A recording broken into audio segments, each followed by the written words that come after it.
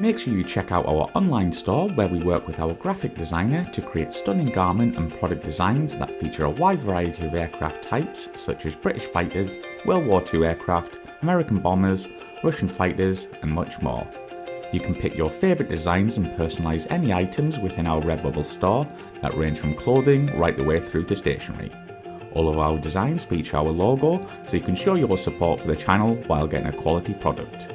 You can head to our website aircrewinterview.tv and click store, or go to redbubble.com/people/AC interview. Thank you and enjoy.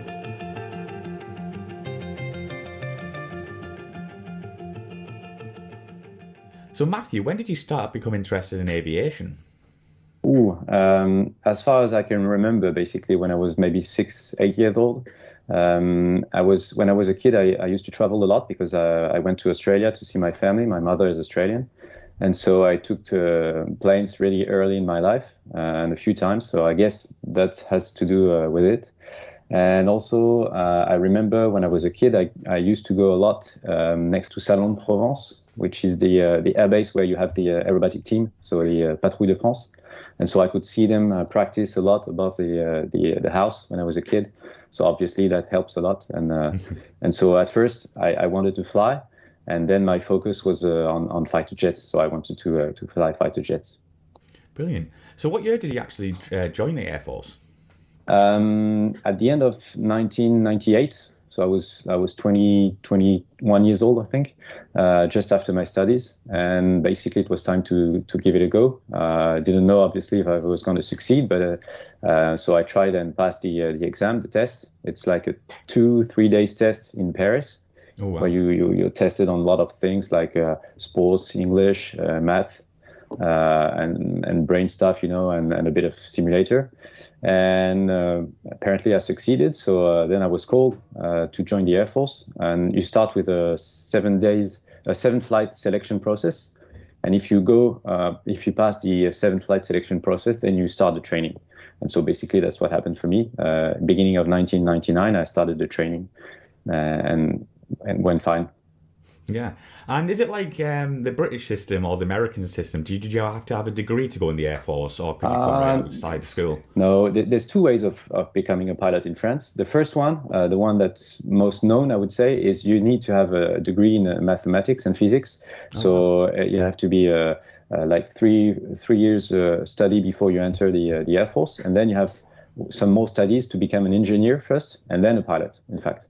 And this is the way to have a long career in the Air Force. So your first part of the career would be to be a fighter pilot or a pilot. And then it would be to go in headquarters and have responsibilities and become a colonel, general, and so on. Okay. And the second way to become a pilot is what I did. It's just after your high school degree. You can start after your high school degree and pass the test. And if you make it, you'll be in the Air Force to become a pilot, but you will never have great responsibilities. You will never be in an office, in a headquarters, and so you're limited to a captain rank, and you're supposed to not be more than a captain. And the career is like 20 years, 25 years career, not more. So that's what I chose. Because first I was not that good in school, so I didn't want to go in those long studies. And also because what I wanted to do is fly and be a pilot. The office work was not something I wanted to do. So I thought this was the best career for me, and I'm really happy it turned out to be exactly what I thought it would be.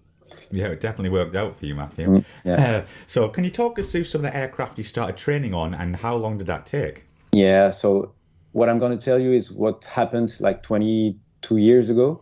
It's probably a bit different today, but I'm not aware of exactly how it works today to become a pilot. But things probably like in Great Britain, things change because of the money, because of new aircraft and so on. Ours are not exactly the same. But basically what I did was the first part of the training is almost a year on the Epsilon, which is a small propeller aircraft, 300 horsepower, I think.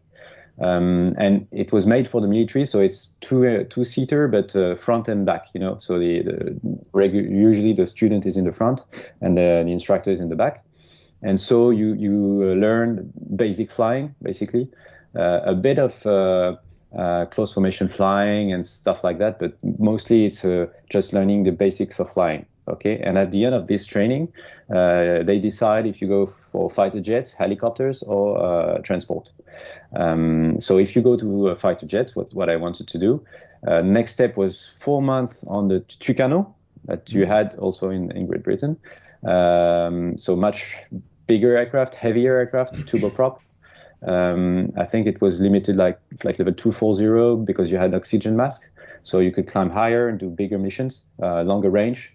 And you would learn a bit more of the basic fighting maneuvers with this one.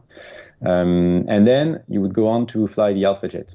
And the Alpha Jet was a bigger deal because it was the first jet, of course, 2 engines, and you could almost fly like a fighter jet.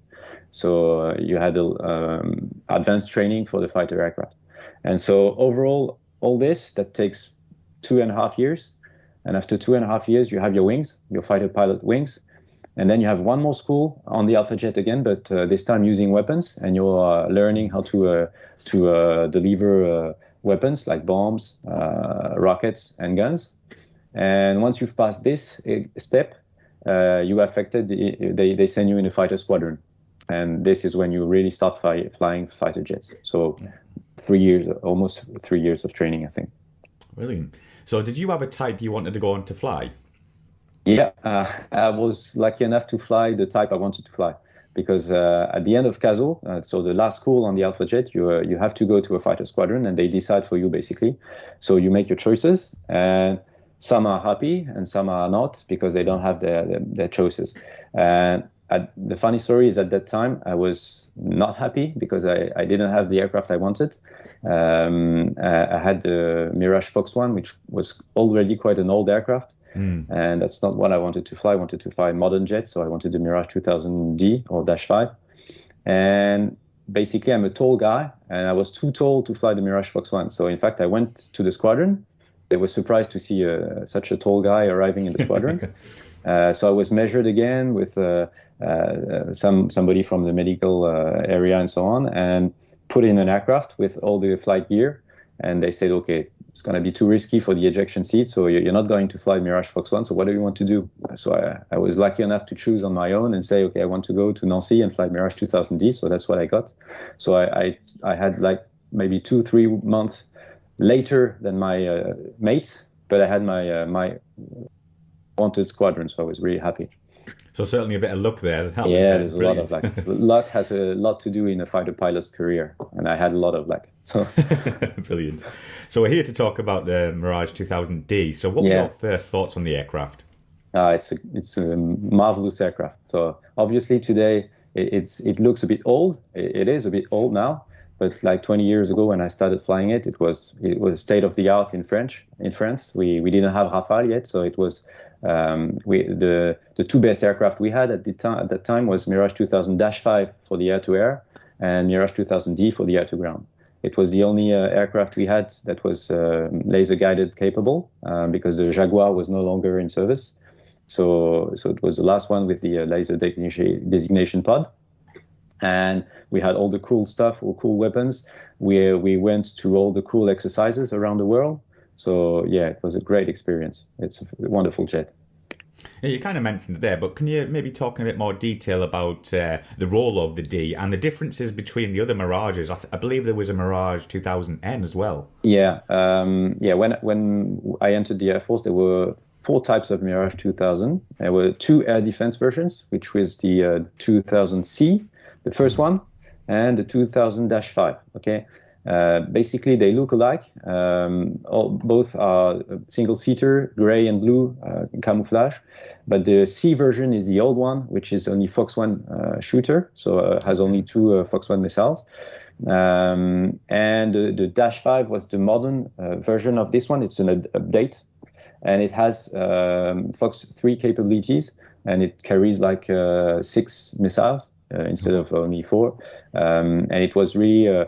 the engine is exactly the same, the airframe is the same, but the avionics is much more modern with glass cockpit and so on, and the radar is the biggest advantage it had. It's a multi-target radar capabilities.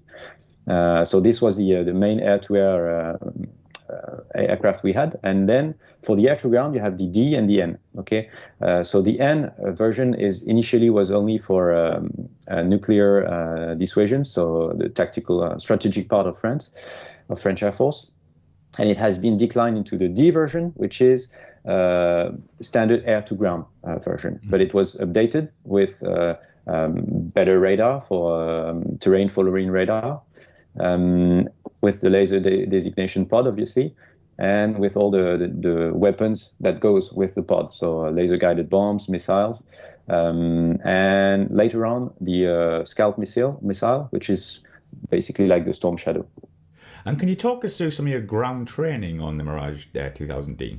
Yeah, well, basically, every pilot that's in the Air Force needs to learn how to release real weapons before you go into operations. So we have a lot of training for this.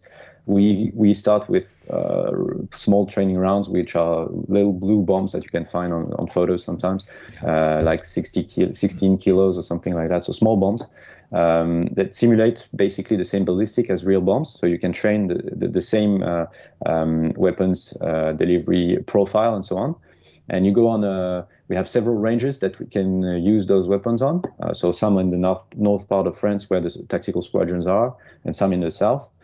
So this is what you do almost immediately when you start flying the aircraft. You start learning to use those weapons. And then maybe once or twice a year, we would go into bigger exercises in south of France, because we have a big range there where you can use actual weapons, live weapons. And so we would deploy all the squadron to Cazaux Air Base, which is not far away from Bordeaux, so very nice area to work. And we would all the squadron would be there for 2 weeks, 3 weeks, and we would deploy the aircraft, the mechanics, and so on.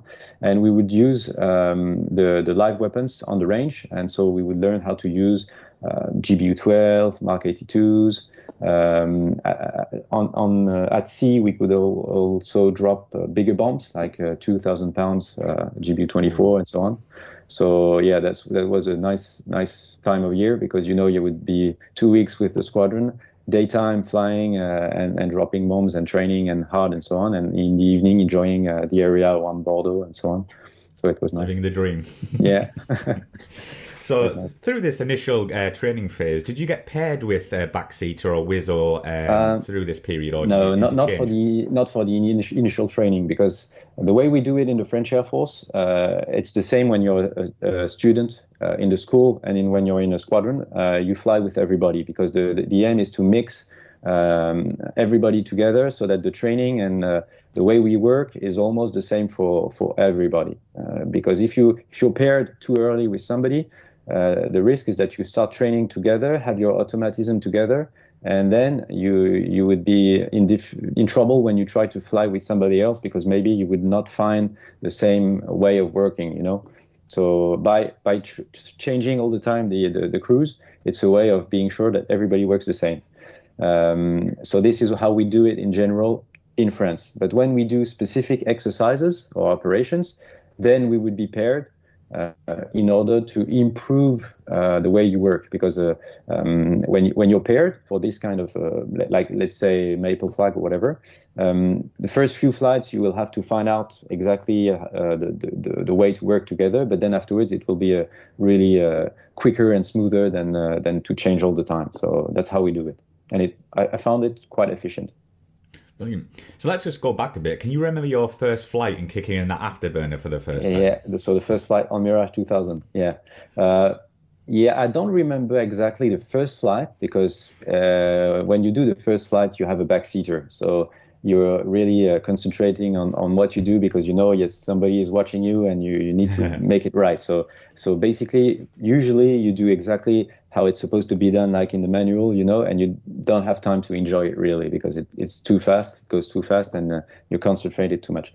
But I remember my first solo, because you don't have anybody with you and you're on your own. The first solo was something really impressive. For instance, when I did my first solo on the Epsilon, the Tucano, the Alpha Jet, it was a relief, because I was on my own. I didn't have an instructor anymore, so I was so good, happy, and relief, really. So I was not stressed at all. when I did the first flight on Mirage 2000, it was a single-seater. It's the first time in my life I have a single-seater. It's a huge jet. You have to climb a ladder to go inside it. So small compared to others, but for me it was a big jet. And it's a really expensive jet, and it's powerful, and it's so I felt some stress and pressure going on my own to this aircraft. But luckily, once you shut down the cockpit and start the engine startup and so on, everything goes smoothly because your training is good. But it was really, for me, it was the accomplishment of my childhood dream, so something awesome. And when you use the power setting and you put afterburners, something you cannot describe. Really, it's kick in your butt. You're sent towards the runway in really fast. And I was with my leader. I had to follow my leader for this flight, so I was just behind him, seeing his engine light up, the flame behind going away, and me just behind him. It was a great souvenir. Yeah, absolutely. And did you always fly with tanks on? No. When you do your initial training in Orange, you fly the C and B version, so the air defense version, but you don't use it in air defense because I was going to be on the strike version, so no use for that. But you mostly are in an air-to-air configuration, so you have only one tank, a center tank, which allows you to pull 9Gs and fly supersonic, so not much limitations.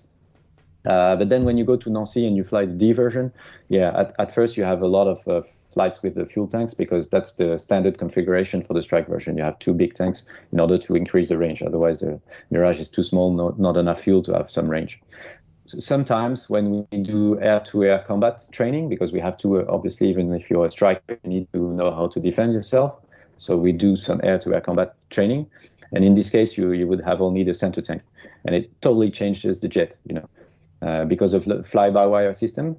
When you have the two tanks, you have the fly-by-wire in air-to-ground configuration, I think it's called. And so the aircraft is, and it will not allow you to pull more than 6Gs. And so the only thing you have to watch out is to the speed, because the speed is not protected. So you need to be sure to maintain below Mach 0.95 because of the fuel tanks. That's all. The G load is done by the aircraft. When you take off those tanks, there's no limitations anymore. So you can pull 9Gs. You can go supersonic like that. So yeah, it's totally different flying. So what was it like working with a backseater? Oh, it's great. It's a great experience. When you don't know anything about flying a fighter jet, when you're a young student pilot, sometimes it can be scary to have a backseater because you have a backseater during all your training career, but it's an instructor, so it's not the same, When you fly on a Mirage 2000D, it's not an instructor anymore, it's a navigator. He's not a pilot. So older than you and he's supposed to train you.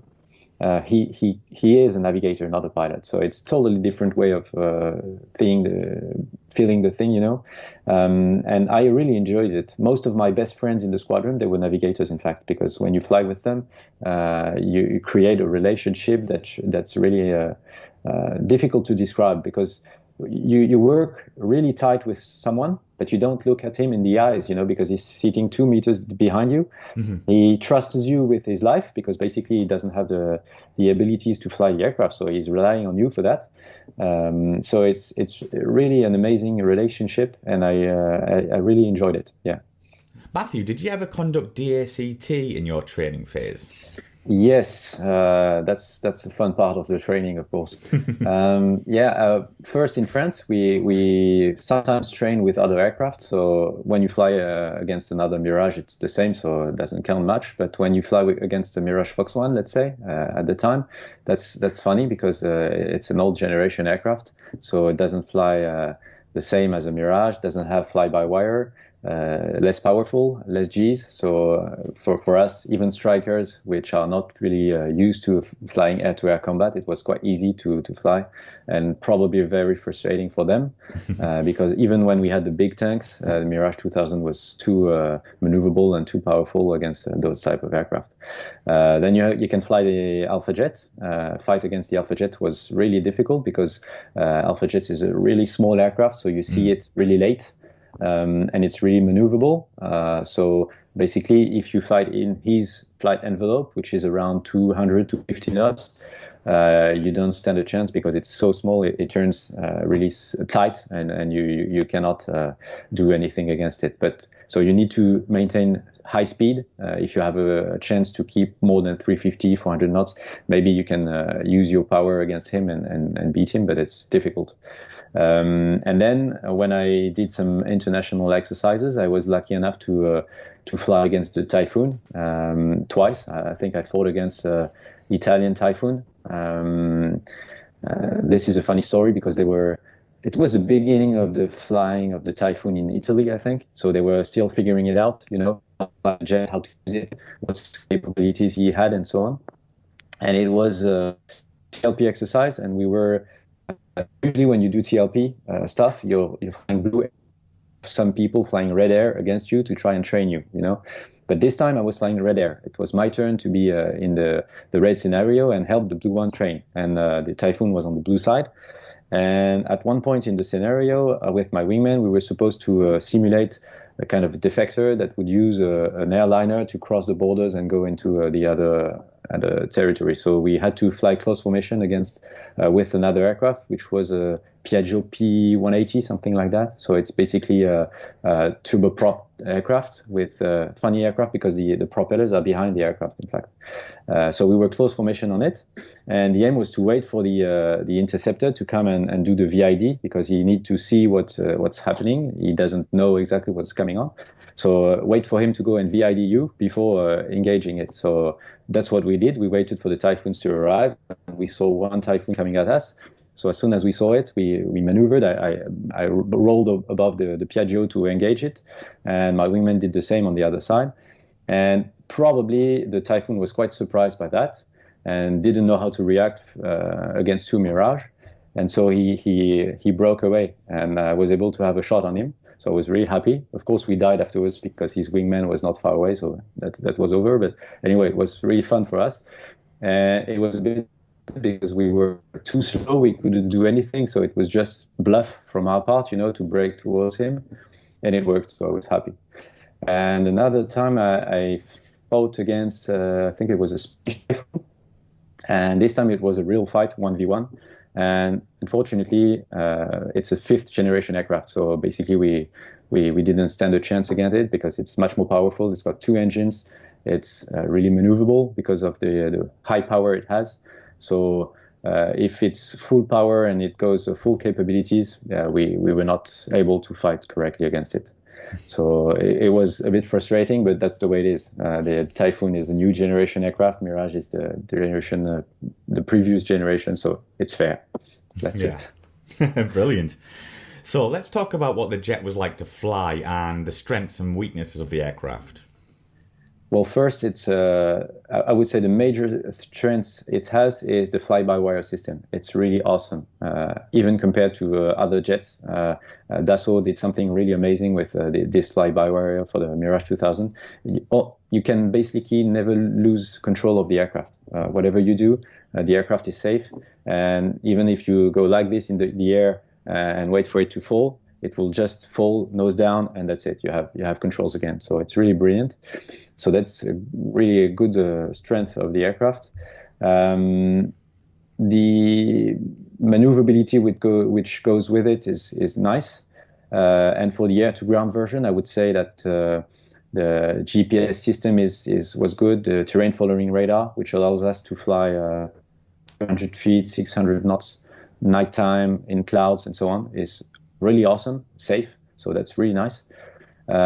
Weaknesses, I would say there's only one engine. So obviously now this is a weakness. So even if it's a powerful engine, it's only one. So that's a problem. And I would say basically the load that you can carry, because since it was made to be an interceptor during the Cold War, and then it was modified to be a striker, it was not designed to be a striker initially. So the only load that you can carry on the Mirage 2000D basically is beneath the center of the aircraft, because under the wings you have the fuel tanks, and so that doesn't leave a lot of room to carry a lot of weapons. So that's another thing that was a bit of a weakness. It's been corrected now with Rafale, which can carry like the same amount of load than 3 Mirage 2000D. You can carry it in one Rafale, so that's been corrected. But at the time, yeah. So can you talk us through the cockpit environment, and did it feel modern at the time? It's kind of funny on the Mirage 2000D because it's a mix of both. If you see the cockpit of the Mirage 2000D, on the left side you have a screen, glass cockpit. In the center you have the radar. So this looks kind of modern at the time. But on the right side you have old gauges and old systems, because it was improved from the Mirage 2000N, and they kept some of the old instruments. So don't know exactly why they did this instead of having two screens like in the Dash 5. I think it's a bit because of the terrain following radar mission, because you need to monitor at all time. You need to monitor what's going on with the radar, and if something goes wrong, maybe they wanted to keep the old instruments in order to be able to fly at night or in the clouds with old instruments, like the old way, Okay, but so it's kind of weird. And in the back, you had full screen cockpit in the back. So the navigator, he had a bit more modern configuration. But let's say for the late 90s, early 2000, it was a quite modern aircraft, yeah. So what was your first squadron, and where were you based? My first fighter squadron, my only fighter squadron, in fact, was the 3-3 squadron in Nancy Air Base, so northeast of France. It's the Ardennes squadron, we call it. The emblem is a wild boar. I don't know if you saw it, this one. So on all our Mirage 2000Ds, we had a wild boar on the fin, and so it was a fun squadron to be in at the time, because there was a lot of tradition around it, and we were a nice group of guys, really friend together, and it was nice, very nice squadron. And that's the only squadron I did, tactical squadron I did, yeah. So did the squadron focus on one mission role more than another? Not really. There are 3 squadrons on the airbase in Nancy, and basically we all did the same mission, which was mainly strike mission at first, but then we started a new mission, which became mostly our primary mission, is the close air support. At first, the aircraft was really designed for strike missions, so going into enemy lines, dropping weapons and coming back. But because of the different operations happening around the world after 2001, I would say, we were more focused on close air support, so helping ground troops with smaller bombs, but maintaining the area above and using the laser pods to find the targets and so on. So this became slowly our main mission, and so we started training more and more. We started new exercises in Solenzara in Corsica, where we started training with ground troops together, which we didn't do before that. Usually fighter squadrons, they would train on their own. Now we were starting training with the ground troops, special operation forces, troops from all our allied around Europe, USA also. So always talking on the radio with them to work together. So it was really a different type of mission, but really interesting. On a human basis, it was really interesting. And you mentioned before that you flew on a few exercises. Could you tell us about this, and what was it like working with other nations? Yeah, well, it's always challenging obviously because of the language, of course, but also because of different ways of training, different aircraft, different capabilities. So basically, I remember 3 big exercises that I really enjoyed. The first one, I was just combat-ready pilot, so you don't know much when you're a combat-ready pilot. You just follow your leader and you do what you're told. You try to do your best. And I was in Maple Flag in 2004. And at that time, there was nothing much going on in terms of operations. So all the squadrons were focused on training. And so this year, 2004, we sent a huge load of aircraft, French aircraft, to Maple Flag. There was like, I think I remember 4 Mirage 2000N, 4 Mirage 2000D, 4 Mirage 2000C, and Mirage Fox 1 also. And there in Canada, there was Germans with the F4, the Dutch and Belgian with the F-16. There were Canadians with the F-18. There were Americans with the F-15. So like 80 aircraft in the air at the same time doing big strike missions with air-to-air defense and so on. So it was really impressive. AWACS, air-to-air refueling and so on. And I was flying number 4 in a 4-ship mission with 3 leaders in front of me. And so I had to follow, understand what's going on, and with my young navigator behind, try to not mess it up, So it was really fun. And we were allowed to fly like we were not allowed to fly in France, meaning in France you train at 500 feet and for 50 knots. In Canada, you can fly at 200 feet and 550 knots, So you would fly the aircraft in a totally different range of speed and altitude. So it was really impressive. And then I remember another exercise, which was Air Warrior. So this is in the US. And this was a CAS exercise. So like I said, it was going to become our new main mission. So we were training for that. And we went in Louisiana to fly with the Special Ops, the US Special Ops on the ground.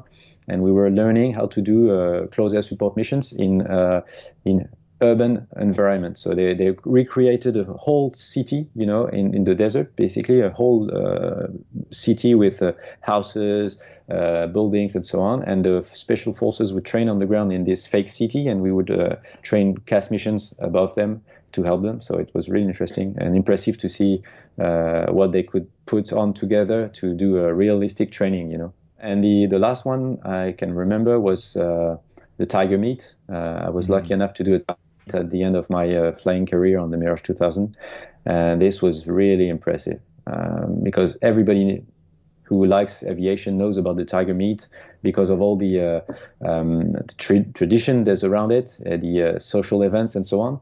But what's impressive to see is that you have these social events in the evening with all the pilots dressed up, having fun and so on. But in the daytime, everybody is training really hard with really difficult missions, with a lot of aircraft, a lot of preparation to do, debriefing, which was really tough debriefing to go through. So really impressive to see how it was done. Yeah.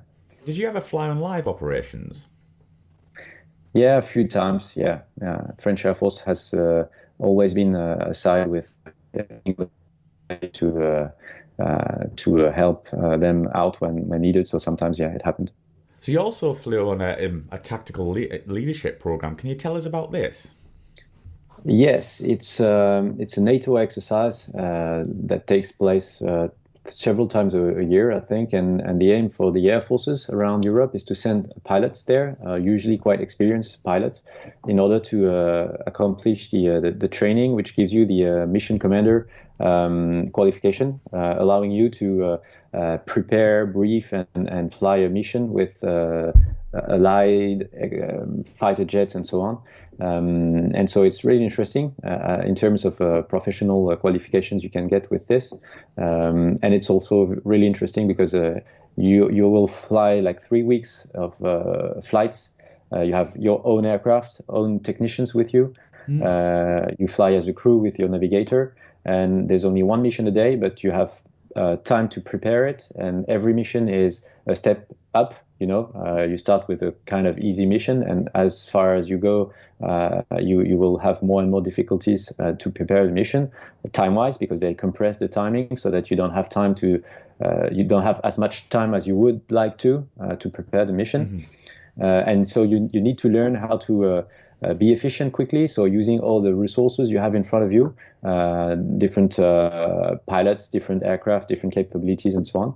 So it's really interesting, and everybody's in the same stress. Everybody wants to succeed. Everybody wants to help each other out. So it's usually when you finish the course, you feel like you've made a bond with all the other pilots around you, you know.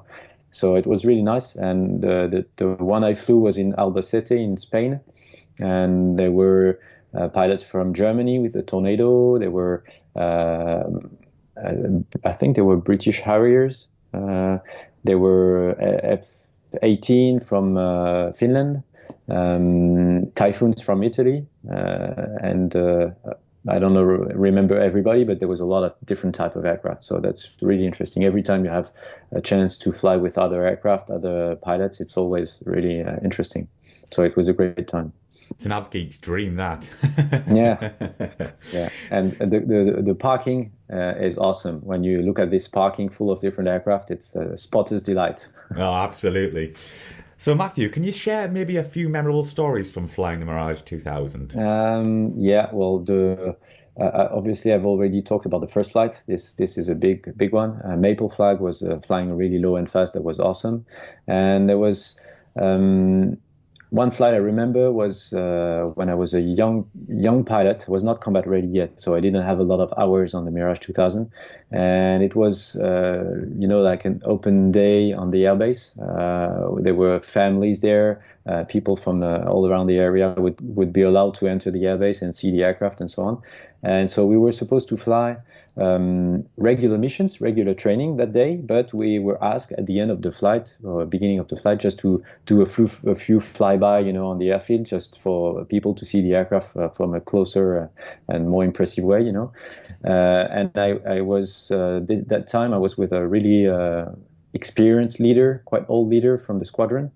And so he said, okay, let's make some noise. So basically he took a young pilot like me with not much experience, and he did basically it was kind of a small display, improvised display, So he briefed me, we're gonna take off, you stay close to me, you follow me at all times, you do what I say basically, and you just stay in position, and he did the rest. And so I was flying in his wing, and I remember seeing the airfield really close, really fast, and we did multiple passes, one close formation in line astern and different positions, which was not usual at that time. And then we went, once we've done this, like maybe 5 minutes, I don't know, we went to go to do a combat training exercise together, combat mission, and it was a great time. And it was one of the best flights I did on the Mirage 2000D. I remember that it was, for me as a young pilot, it was awesome. And that's a nice memory. But basically, every time you fly in this jet, you cannot get bored. I mean, every time I did like 1,700 of it, hours of it, and every time you do the walk around and you turn around the jet before the flight, I had a smile on my face. So cool. So it's great. So it never felt like, oh God, I've got to go fly and like work. No, not on this one. No, not on this jet. It was not possible. And the thing that helps is that in the French Air Force, when you're a pilot like I was, every 3-4 years you change posting. So basically, you don't have time to get bored, because every time you're getting use and experience somewhere, they change your position and you have to learn a new job. So that's when I had to go to be an instructor on the Alpha Jet. I had to change my way of flying, what I was doing. Then I went back to the Mirage, so I had the chance to fly the Mirage again, and so on. So let's say every 4 years you change your posting. So you never get bored, basically. Yeah, so overall, did you enjoy your time flying it? Yeah, it was great. Yeah, it was a great experience. I miss it sometimes. But I was really lucky to do basically what I wanted to do with the jet. I got the qualifications I wanted to get.